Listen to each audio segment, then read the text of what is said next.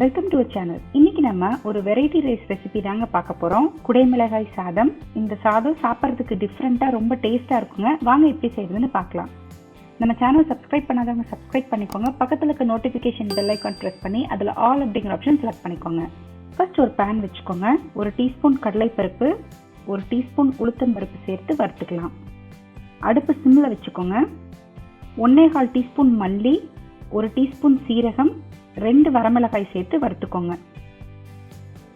2 table spoon துருவிய தேங்காய் சேர்த்து வறுத்துக்கலாம். இந்த அளவுக்கு ஒரு சின்ன பீஸ் புளி சேர்த்துக்கிட்டா போதுங்க.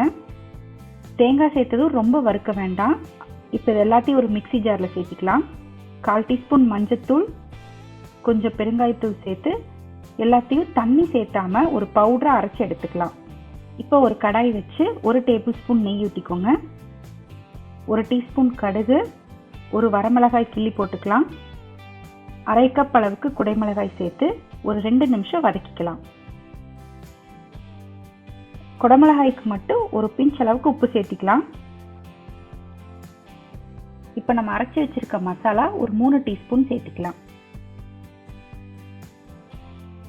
1 கப் அளவுக்கு வேக வச்ச சாதத்தை சேர்த்துக்கலாம். நீங்கள் உங்களுக்கு பாஸ்மதி அரிசி வேணும்னாலும் யூஸ் பண்ணிக்கலாம். சாதத்துக்கு தேவையான அளவு உப்பு சேர்த்து கலக்கி விட்டுக்கலாம். இப்போ இந்த ஸ்டேஜில் மீதம் இருக்க பொடியையும் நம்ம போட்டு கலக்கிக்கலாங்க.